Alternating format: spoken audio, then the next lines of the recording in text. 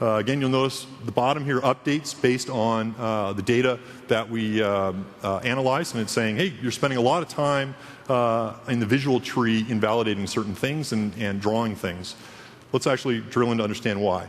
And so I can actually, directly within the profiler now, analyze on a per frame basis what I'm doing on every frame inside that application that was drawn. And so you can see all the frames. I'm going to sort it on CPU time. So you'll notice on frame 170, we're spending an awful lot of time doing something.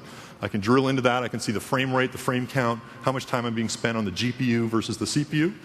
If I want to drill in further, I can go ahead and look in the function list. Again, we'll sort it. I can look down through my code here, and there's a method called convert that's in my code. Let's drill in, and you'll notice I have a sleep statement accidentally in there. If only all perf problems were that easy.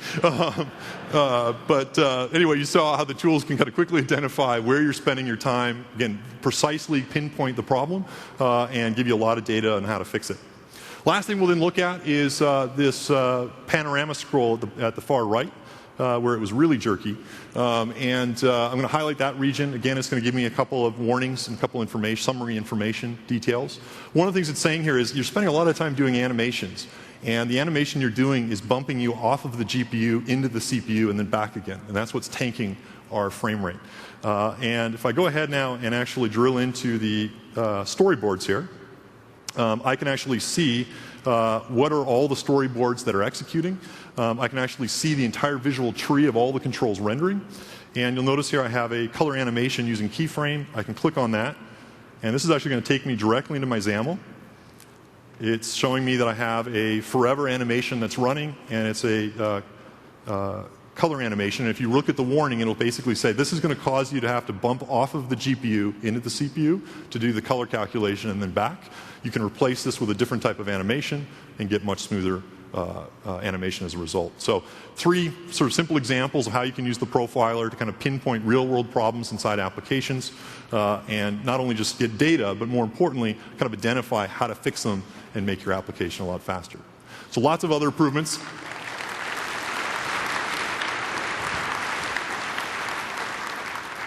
Lots of other tooling improvements, but hopefully that gives you a sampling of just some of the great things that are coming. Again, the great thing is all of those features are available within the free tools. So I just showed you some of the new profiling tools that help you identify hotspots within your code.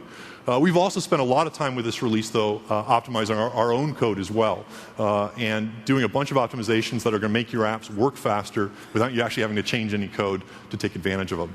And this slide right here just has a list of 4 specific performance optimizations that we've made in the Mango release that you get to take advantage of, again, without having to change any code within your app.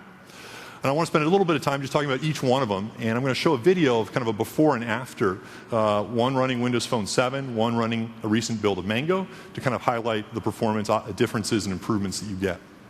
First one here is one that a lot of people have struggled with today, which is how do I get really smooth scrolling? And in general, on mobile devices, list scrolling is a hard thing to get right. We've made a bunch of optimizations as part of the Mango release, which make smooth scrolling and user input a lot more efficient. In particular, we've taken user input off of the UI thread, and so we're now doing it on a background thread, which means that it never gets interrupted when you're doing a scrolling, and you get kind of immediate input stop notifications, and when you scroll up and down, it'll kind of be buttery smooth. What I want to do is just show an existing video here of an existing application running both on Windows Phone 7 and on Mango. No code changes, and you can see the difference. So on the left-hand side, you'll notice that when you scroll and you stop, it takes a little while to stop. Mango, it's instantaneous. Notice here as you're moving up and down, the UI thread's pretty busy. On Mango, totally smooth and immediately responsive. Again, the great thing is you don't have to change any code in order to take advantage of it. That's just a standard list box, and you get those benefits for free. Second optimization I want to quickly show a video on is image to code. With Mango, we've optimized image to code and the networking stack. So if you're loading images from a network, it no longer blocks the UI thread as you're doing it. And this makes infinite list scrolling scenarios where you're bringing data over the network much, much better. And again, here's another example of an existing application that has some problems with that and how it gets a lot better with no code changes in Mango. So you notice Mango loads much faster to begin with. But more importantly, when you reload that data, you'll notice that with Windows Phone 7 today, it basically freezes as it's getting the new data, and it's a little chunky. With Mango, it's immediately responsive, even if the data hasn't already come in. And then basically, as it comes in, even if it's got high latency on the network, it'll still stay super responsive. With Mango, we now have a generational garbage collector that allows us to garbage collect memory without pausing the application. This enables much faster application startup and much smoother interaction, especially with games. So if you're allocating lots and lots of memory, instead of having a tiny pause from now and then, it should basically be constant and smooth throughout. And again, here's another video that highlights that benefit. So we're launching 2 applications. They're using XNA, so and they're allocating a lot of memory for graphics and buffers up front. Notice how fast Mango starts up. And you'll notice as gameplay starts that it's silky smooth. You never actually see any buffers or pauses, even if you're allocating lots and lots of memory. The last benefit I want to talk about is memory usage. We spent a lot of time with this release optimizing memory usage, and in particular making your own code, our own code, a lot more memory efficient. Generally, we're seeing about 25 to 30% memory improvement wins on user applications when they're running. And again, you don't have to change any code to take advantage of it. And here's a quick example of that in action. So here's the Facebook application. And you'll notice Mango loads a lot faster. And we're going to go through a couple scenarios. So we're loading lots of messages as part of this. We're going to scroll through and just sort of show off a bunch of different screens. Exact same code in both. The Mango version scrolls smoother. But even more impressively is when you actually, at the end of the scenario, look at the total amount of memory being used by that application, it's about 30% smaller with Mango. Again, no code changes. You just get to take advantage of that for free. And again, as part of the multitasking benefits that Joe showed, using less memory means it's more likely that your app will stay loaded inside memory when you're multitasking. So a couple of those performance improvements. Again, the great thing about those is you get to take advantage of them without changing code. There's a lot more performance improvements we've also made as part of this release that you can also benefit from. And then obviously the tools with the profiler will help you pinpoint hotspots within your own applications and improve them even further. So let's switch gears now and talk a little bit about capabilities. So Joe highlighted a bunch of the capabilities as part of this new release. Mango includes almost 1,500 new APIs, and here's just a few of them. They include a bunch of APIs that expose phone-specific capabilities. They also include the full Silverlight 4 API feature set. And I'd like to spend a little bit of time just kind of looking at a couple of these capabilities in more depth. First one I want to talk about is database. So Mango now includes a local SQL database that allows you to save and query data within your applications. We also now support using Link so that you can query against that database. And we do provide in the box a full object relational mapper that allows you to manipulate data and save it back into the database at any point. And I'd like to pass it over to Jaime here, who's going to go ahead and show an example of that in action. Thanks, Scott. Good morning.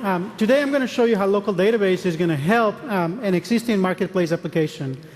This application right here is FeedReader. Hopefully some of you have seen it. It's a very popular RSS reader. And it's got very great functionality. It allows me to manage my feeds. I can organize them. It's got really great navigation. It's got Twitter and Facebook integration. And my favorite feature is actually offline support. Every time I go on a flight, I usually click the sync button right here. It downloads all my feeds, and it allows me to read them while I'm 100% offline. It actually marks them as read as I go. And then when I get back online, it updates the server and says, hey, he read all these items, so I don't have to read them again. Again, it's a marketplace application today, and if you can think about it, implement this offline capability was a bit of work. We have the feeds downloaded into isolated storage files. We have all these metadata we're keeping track of, and there's a lot of stuff to keep track of if we're doing it in the current 7.0 release. In Mango, what we've done is we've actually migrated it to use SQL CE and local database.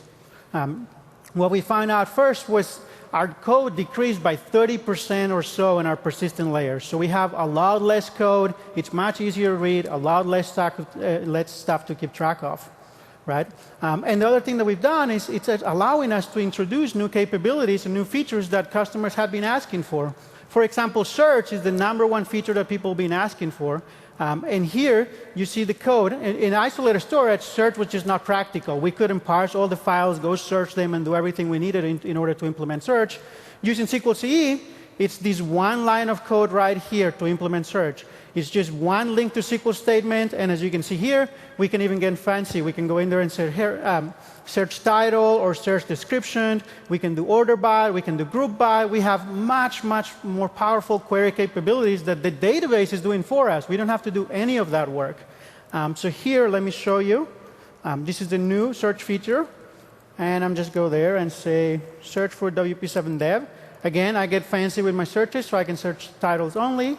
And there you go. Search is coming in. No code, one line of code. That would have taken us hundreds of lines of code before. Thanks, Scott. Thanks. Support for network sockets is also now built into Mango. This enables a bunch of interesting networking scenarios, uses standard network socket APIs, and let's see another example of that in action. Yep. Let me swap code. So, you know, we had a planning meeting a few weeks ago, and we were going to say, oh, we have to show sockets. And we said, how are we going to do that? And Scott made a joke, and he said, well, for the last 10 years, every time I've introduced a new programming language, I do hello world. And every time I introduce sockets, I do a chat application. Everybody laughed, and we kind of dismissed it. But while I was at it, I just did a Bing search real quick, IRC Silverlight library. And the very first result was this open source IRC.NET library. So we're still at the meeting. Meeting's 90 minutes long, and I download the source. I tweak the project so it can run on Windows Phone, make a couple of line changes to the code. And there, before the meeting's over, within the next 60 minutes, I'm round-tripping IRC back and forth to an IRC server on my Windows Phone. Showed it to Scott, and he said, that's it. We have a demo. So this is what you see right here. This is the IRC.NET library in action. Exact same code. I didn't tweak it. I didn't do anything in there. For those of you that want to see some socket code here, we create sockets the exact same way we do in Silverlight. You can see this is a TCP socket. It's all the code that you're already familiar with. Here's, after that, of course, I still had to go in and do a little bit of work to get some UI. So let me show you the application we came up with. We're calling it WP-IRC or Metro IRC because it's kind of a Metro UI on top of IRC. Here's some active rooms that I've already logged into. These are automatically logs me into all of these. I can see the top rooms where there's a lot of action going on right now. I can browse rooms and find, rooms that I've never found before, that I haven't logged in before. And of course, it's all about chat. So let me click right here to go into chat. Now, just so you know, I'm not cheating. Let me go here.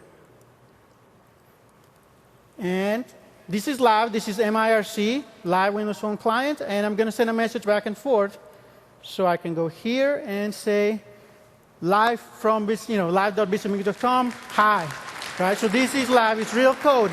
Now, one thing that you can see here is the IRC client is actually taking advantage of the rich text box control. Now that we have Silverlight 4 running on the phone, I get rich text box for free. So that was a big pain before. Now we have it. And of course, I have to reply back. So just say hi back, right, with a little typo, and send it. And it works.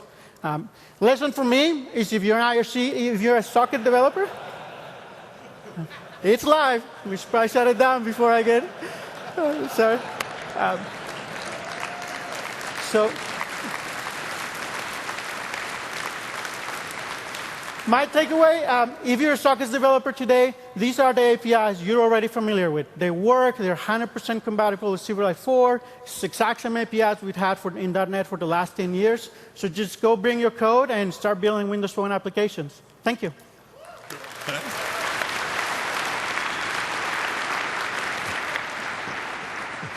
It's always great when you get audience participation in a chat application in a live keynote.